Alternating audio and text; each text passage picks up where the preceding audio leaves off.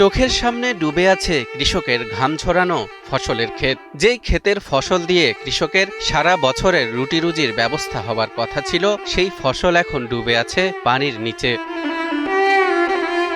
হাজার হাজার বিঘা জমি পানির নিচে চলে যাওয়ায় কৃষকের চোখে মুখে নেমে এসেছে রাজ্যের হতাশা। কারো মাথায় হাত, কেউ পচে যাওয়া ধান ওলটপালট করে দেখছেন, আবার কেউ কেউ মাথা নিচু করে গভীর চিন্তায় নিমগ্ন। আরো এলাকার যে মানুষ আমরা হলোই বিপর্যস্ত, যে আমরা তোরাও ক্ষেতের উপরে নির্ভরশীল, আমরাও খাই ক্ষেতের উপরে আদায় করি। এবার আমরা সব লস। তো পানির নিচে ধান চলে গেছে, কোমর পানি, অনেক ধান আমরা ডুবে গেছে।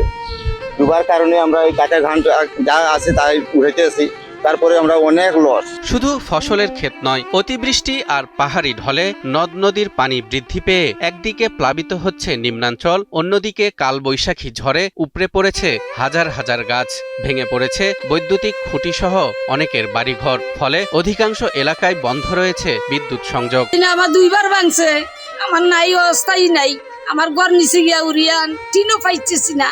মানুষ আমরা কোথায় গেছি, আমরা এখান থেকে মেঘে ভিজি বাবা অবস্থা। আজ 22 বছর ধরে দেখলাম খালি নদী ভাঙ্গিয়া নিতেও আছে, আর খালি এমপি আইন, মিনিস্টার আইন, চেয়ারম্যান আইন, মেম্বার আইন খালি দামা সামা দিন যে তোমরা দিলাইবা, এমন দেওয়া দিতে দিছ, এখন নদী করে সারা মানুষও লইয়া যায়। এমন নানামুখী সমস্যায় এখন জর্জরিত মৌলভীবাজারবাসী, বিশেষ করে মৌলভীবাজার শহরের নিচু এলাকা এবং হাওরের নিম্নাঞ্চল প্লাবিত হওয়ায় ক্ষতির মুখে পড়েছেন হাওরের বড় চাষিরা। পানি কমের না খালি বাড়তে আছে ধান উন্ডু বইলার, ওখান কিতা করবা, ওখান ধান বাঁচেন না, তখন খারতা বইব।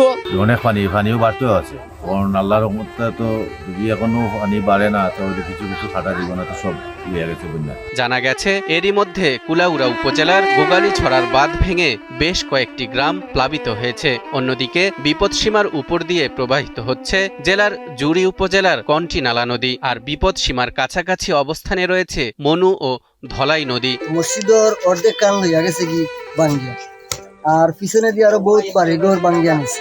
যদি এই হাঁসটা আর এই বাঙ্গনটার উদ্যোগ আরো আগে সরকারে নিত, এই পরিস্থিতির সম্মুখীন আমরা হইতাম। গত এক বছর থেকে আমরা বাড়িঘর ভাঙতে আছে, আরো তো অনেক বাড়িঘর নিতে আছে, কিন্তু আমরা বাড়িঘর ভাঙা করে রাখতে গিয়ে বাড়িঘর মতো আমরা সহখান্দার আছি। ঝড় বৃষ্টির প্রাদুর্ভাব কমলে কৃষকের ক্ষয়ক্ষতির পরিমাণ নিরূপণ করা হবে বলে জানান মৌলভীবাজার জেলা কৃষি সম্প্রসারণ অধিদপ্তরের উপপরিচালক মোহাম্মদ জালাল উদ্দিন। আজকে সকাল পর্যন্ত আমরা যে রিপোর্ট পেয়েছি তাতে 897 হেক্টর জমি আমাদের সেই শুরু থেকে আজ পর্যন্ত আমাদের নিমজ্জিত রেকর্ড। তো এর মধ্যে কৃষক কেটেও ফেলছে, কিছু কেটে ফেলছে। আমরা চূড়ান্ত প্রতিবেদন আমরা করব।